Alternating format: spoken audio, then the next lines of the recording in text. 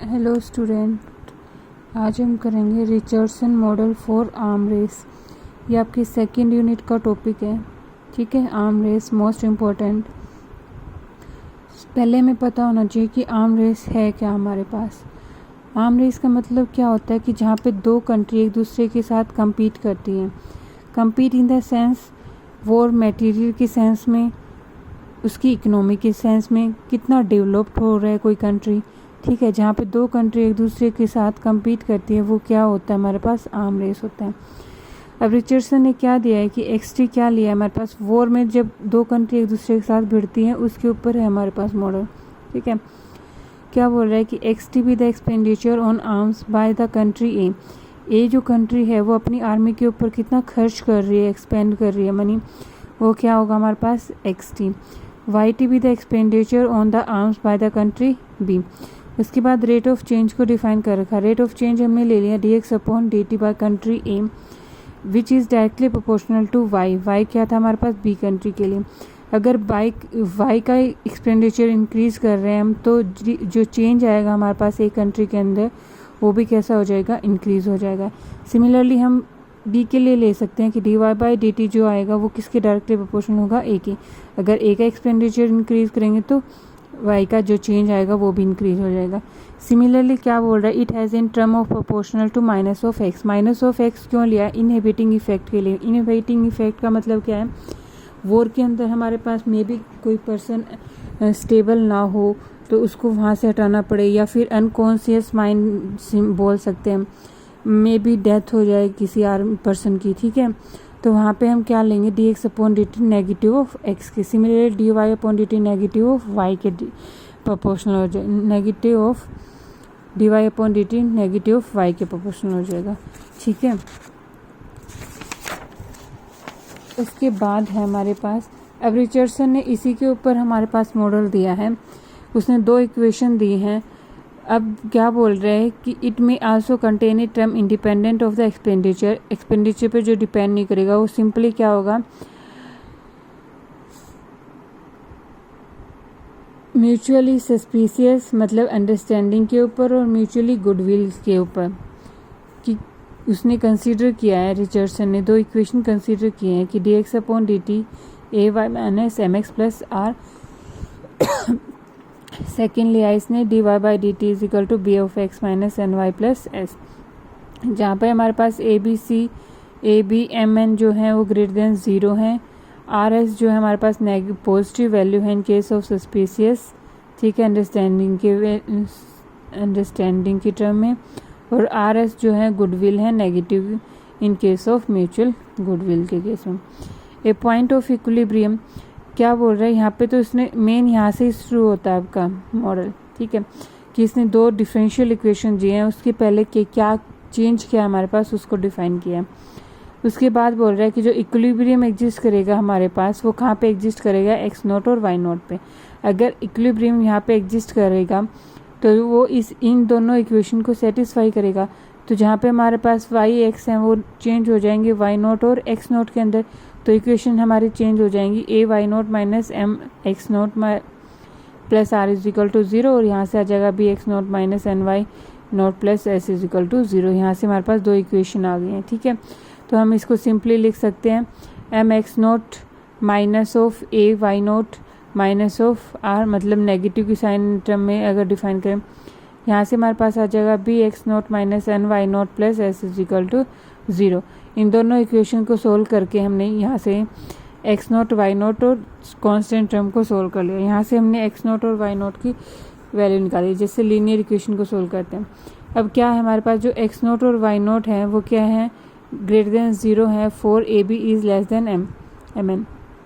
अगर a b हमारे पास ग्रेटर देन एम एन हो जाएगा तो ये वाली टर्म बड़ी हो जाएगी और नेगेटिव में चला जाएगा हमारे पास। ठीक है, तो इक्विलिब्रियम की जो कंडीशन हमने ली है वहाँ से हमने एक्स नोट और वाई नोट की वैल्यू निकाली है, और वो एक्स नोट और वाई नोट क्या है हमारे पास, ग्रेटर देन ज़ीरो है एम एन ए बी के लिए। ठीक है, तो यहाँ से हमने क्या किया, put x is equal to x plus x note और y is equal to y plus y naught. तो यहाँ से हमारे पास हो जाएगा, इक्वेशन को अगर चेंज करेंगे तो d d x upon D t था ना, तो यहाँ से हो जाएगा d x plus x nought is equal to a y था हमारे पास, तो y plus y note minus of m x x plus x nought. यहाँ से इसको चेंज कर सकते हैं। इसको सिंपली सोल्व करने के बाद हमारे पास क्या आ जाएगा, एक इक्वेशन आ जाएगी।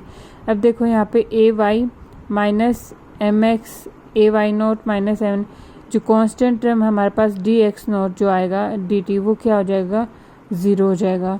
ठीक है, यहाँ से हमने इस टर्म की वैल्यू को पुट कर दिया। यहाँ से हमारे पास क्या आ जाएगा, आर आर कैंसिल होने के बाद ये इक्वेशन आ जाएगी। सेकेंड इक्वेशन में भी सिमिलरली ऐसे ही कर सकते हैं हम। ठीक है, तो यहाँ से d Y upon D t निकाल सकते हैं। हमारे पास आ गया इक्वेशन 5 और 6, 5 और 6 को लिखा। अब इक्वेशन को क्या किया हुआ है, इक्वेशन जो हमारे पास 5 है, यहाँ से हम जो डिफरेंशियल इक्वेशन में करते हैं D x upon D T को डी से change, D upon D T को डी से डिनोट कर सकते हैं। जो कौन वैल्यू होगी हमारे पास वो क्या पुट करते हैं, एम पुट करते हैं, सॉरी डी की जगह हम करते हैं। यहाँ से हमारे पास एम आ जाएगा। तो यहाँ से इक्वेशन जो बनी वो क्या बनी, d plus m into x minus a y, और यहाँ से बन जाएगी d plus n into y minus b x equal to zero. तो यहाँ से जो इक्वेशन है उसको हमने मल्टीप्लाई किया है डी प्लस एन से, और जो सेकेंड इक्वेशन है इसको हम ऐसे लिख सकते हैं minus b x plus d plus n into y, इसको मल्टीप्लाई किया है हमने ए से। ठीक है, उसके बाद दोनों को ऐड किया। तो यहाँ से हमारे पास क्या आएगा, d plus n into d plus n into x a into d plus n into y is equal to zero. यहाँ से मल्टीप्लाई करेंगे तो क्या आएगा, minus of a b x, इधर से आ जाएगा d plus n into a y is equal to zero. अब यहाँ से हमारे पास ये वाली टर्म कैंसिल हो जाएगी, डी की टर्म में आएगा हमारे पास डी स्क्वायर की टर्म में इक्वेशन आ गया। ऑक्सिलरी इक्वेशन बना सकते हैं। ऑक्सिलरी इक्वेशन से हमारे पास दो रूट आएंगे, लैम्डा स्क्वायर की टर्म में इक्वेशन है तो दो रूट हमने कंसीडर किए कि जो आएंगे हमारे पास वो कैसे आएंगे, रियल और डिस्टिंक्ट आएंगे। रियल और डिस्टिंक्ट के लिए हमारे पास जनरल सॉल्यूशन क्या आ जाएगा, इसके लिए ए इंटू ई की पावर लैम्डा टी। ठीक है, अब इसके ऊपर डिपेंड करेगा केस हमारे पास क्या लेके चले थे हम, आर और एस क्या थे हमारे पास, पॉजिटिव है और पोजीशन ऑफ इक्विलिब्रियम है, कब है कि ए बी जो लेस देन है हमारे पास एम एन। तो सॉल्विंग इक्वेशन 5 और 6 जो हमारे पास इक्वेशन है वहाँ से हमारे पास जनरल सॉल्यूशन क्या आया, एक्स के लिए ए इंटू ई की पावर लैम्डा टी और वाई के लिए हमारे पास आया बी इंटू ई की power lambda T, satisfying equation 5 और 6 इफ दिस। मतलब यही तो हमारी स्टार्टिंग की इक्वेशन थी, उसने फिर से लिख दिया इसी चीज़ को, इसको सोल्व किया तो हमारे पास ये सॉल्यूशन आया था। ठीक है, अब यहाँ पे हमारे पास 4 केसेस डिस्कस किए हैं इसने कि क्या क्या पॉसिबिलिटीज़ हो सकती है हमारे पास। M n minus a b हमारे पास ग्रेटर देन ज़ीरो है। ठीक है, तो आर और एस हमारे पास कैसा होगा, ग्रेटर देन ज़ीरो होगा। इस केस में हमारे पास एक्स नोट और वाई नोट भी ग्रेटर देन ज़ीरो होंगे। तो यहाँ से हम बोल सकते हैं सिंपली कि जो लैम्डा वैल्यू आएंगी वो नेगेटिव आएंगी हमारे पास।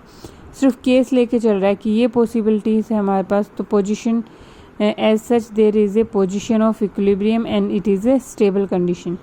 ठीक है, सेकेंड में क्या बोल रहा है कि m n minus a b greater than zero है, आर लेस देन ज़ीरो है और एस हमारे पास लेस देन ज़ीरो, मतलब टर्म हमारी नेगेटिव हो गई है। ठीक है, there is no such position of equilibrium since अगर आर और एस हमारे पास नेगेटिव हो जाएंगे तो एक्स नोट और वाई नोट भी नेगेटिव हो जाएंगे, तो वहाँ पे इक्विलिब्रियम को हम डिफाइन नहीं कर सकते हैं।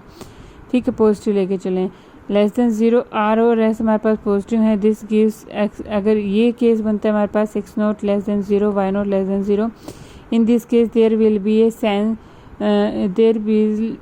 ए सन ऑलवेज आर्म्स राइज, मतलब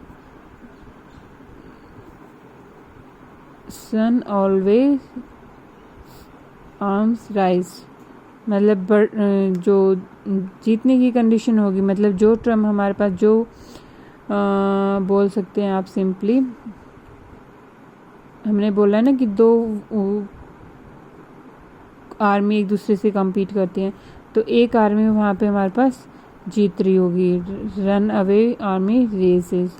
फोर्थ केस में क्या बोल रहे हैं, m n minus a b less than zero है, तो यहाँ पे हमारे पास सिंपली आर और एस भी कैसे होंगे, लेस देन ज़ीरो होंगे। यहाँ पे इसने कंडीशन को नहीं डिफाइन कर रखा, तो आप सिंपल ये कंडीशन ले सकते हो कि एक तो इक्विलिब्रियम की कंडीशन होगी, स्टेबल होगी, सेकंड वाले में इक्विलिब्रियम नहीं होगा हमारे पास, और थर्ड वाले में जो होगा वो एक कंट्री एक आर्मी दूसरी आर्मी को डिफीट करेगी वहाँ पे। ठीक है, तो ये था हमारे पास रिचर्डसन मॉडल।